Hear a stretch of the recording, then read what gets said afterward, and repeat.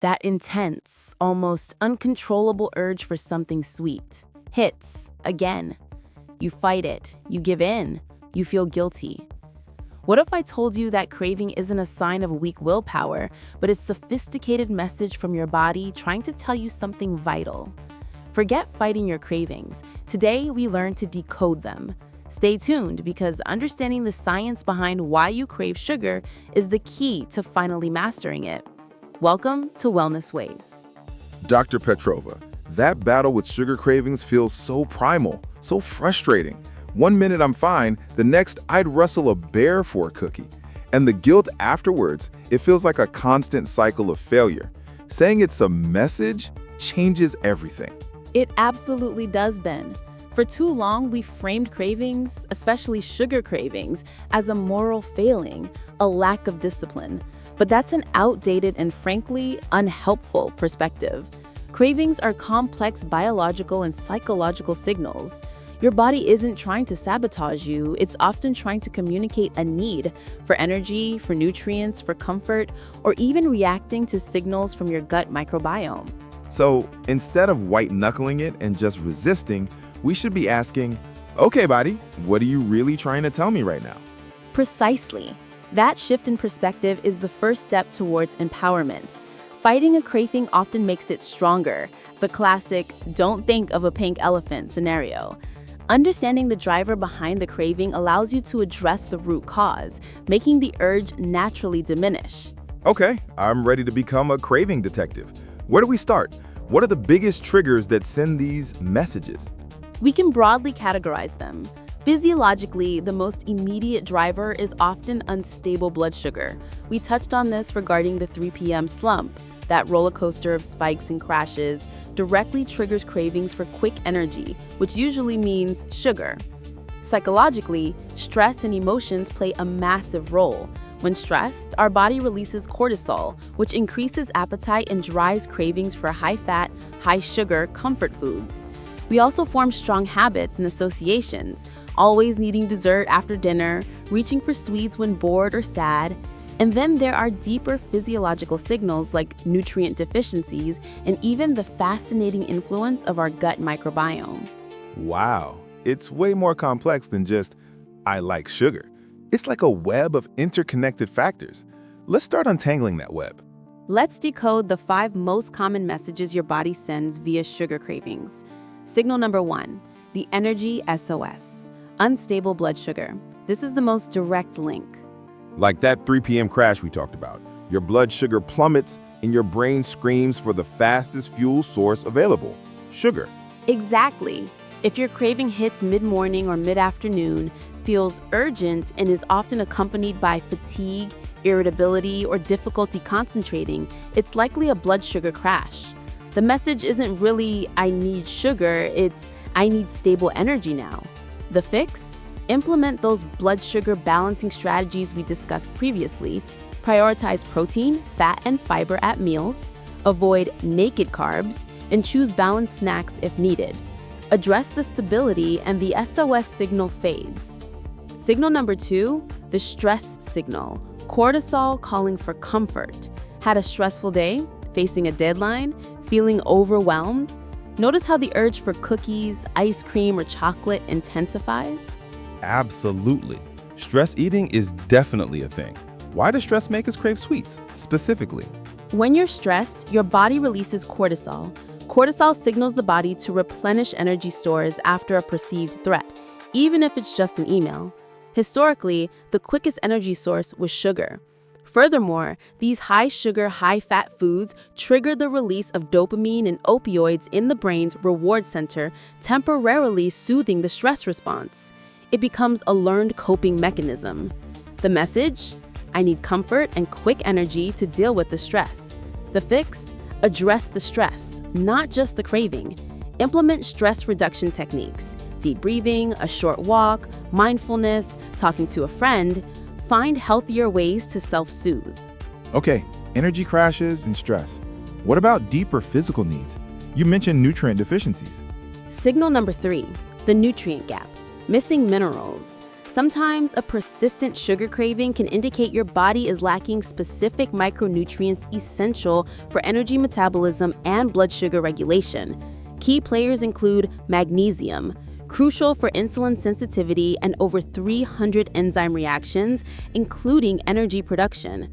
Deficiency is common and linked to chocolate cravings. Dark chocolate is a source. Chromium helps insulin function effectively, improving glucose uptake into cells. Zinc is involved in insulin production and storage. B vitamins are essential for converting food into energy. The message? I'm missing key building blocks for stable energy. The fix? Focus on a nutrient-dense diet rich in leafy greens, nuts, seeds, legumes, quality protein, and whole grains. If cravings persist despite a good diet, consider discussing testing for deficiencies with your doctor. Now for a really fascinating one. Signal number 4, the gut takeover, microbiome manipulation. Your gut bacteria can influence your cravings. Wait, the bacteria in my gut can make me want sugar? How is that possible? Certain types of gut bacteria thrive on sugar and simple carbohydrates. Research suggests these microbes can actually send signals up the vagus nerve to your brain, influencing your appetite and driving cravings for the very foods they want to eat. They can even impact your mood, making you feel anxious or low, which might then trigger emotional eating for sugar. An imbalance favoring these sugar-loving microbes, dysbiosis, can create a powerful feedback loop. The message? Your gut ecosystem is out of balance and needs help. The fix? Reshape your microbiome. Drastically increase your intake of diverse fiber, vegetables, fruits, legumes, whole grains, and incorporate fermented foods, yogurt, kefir, sauerkraut, kimchi, to promote beneficial bacteria. Starve the sugar lovers and feed the good guys. Gut bacteria manipulating my brain? That's wild. Okay, what's the final signal? And finally, signal number 5, the conditioned response, habit and reward pathways. This is the realm of psychology and neurochemistry. Every time you eat sugar, especially when stressed or bored, your brain releases dopamine, the reward neurotransmitter. This creates a powerful connection. Sugar equals pleasure or relief. The dopamine hit. Exactly. Over time, your brain creates strong neural pathways. Just seeing the trigger, example, finishing dinner, feeling bored, seeing an ad, can activate the craving loop even if you're not physiologically hungry or stressed. The message is, this situation usually leads to a reward. Where is it? The fix is awareness and pattern interruption. Start by noticing when and why you crave sugar. Is it a specific time, place, emotion? Once you identify the trigger, consciously choose a different, healthier response to break the automatic loop. Replace the habit with something else rewarding, a walk, tea, music, a craft. This requires mindfulness and practice to rewire those pathways. Okay, Dr. Petrova, decoding these signals feels incredibly empowering. It shifts the narrative from fighting an enemy within to listening to a messenger. So how do we translate this understanding into practical, everyday actions? The core principle is to work with your body, not against it. When a craving hits, instead of immediate resistance or guilt, pause and ask, am I truly hungry? If yes, choose a balanced snack, protein, fat, and fiber. How am I feeling emotionally? Stressed, bored, sad? If yes, address the emotion directly with a non-food coping strategy. When did I last eat? And what was it? Could this be a blood sugar dip? Consider if your last meal lacked balance. Is this just a habit? Is it 8 p.m. and I always want dessert? This mindful check-in helps you identify the likely driver.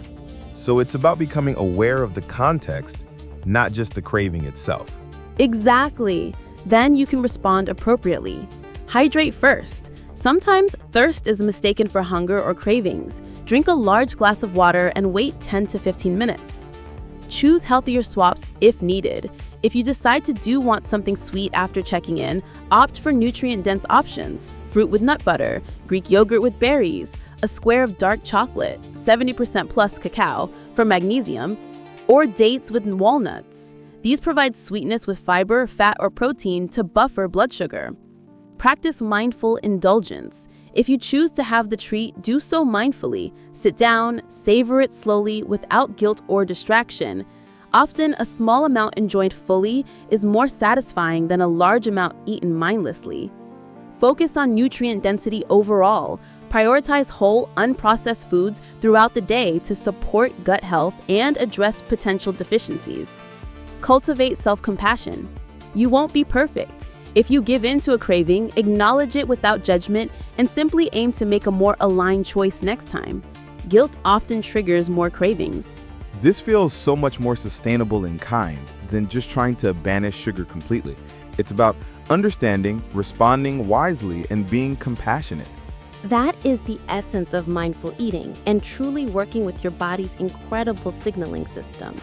So, the key messages your body might be sending when you crave sugar: Energy SOS, signal for stable blood sugar; stress signal, call for comfort and cortisol regulation; nutrient gap, possible need for magnesium; gut takeover, indication of microbiome imbalance; conditioned response, a learned habit seeking dopamine. By pausing and decoding the signal, you can address the root cause effectively. It's about becoming fluent in your body's language rather than just trying to silence it. This changes everything about how I'll approach my next craving. Excellent! Now, for everyone listening, what's your biggest sugar craving trigger? Is it stress, habit, that afternoon slump? Share your biggest aha moment from this discussion in the comments below. Understanding our triggers is the first step. And if you're ready to stop fighting your body and start working with it for better health and energy, hit that like button, subscribe to Wellness Waves for more deep dives into your biology, and share this video with anyone who struggles with cravings.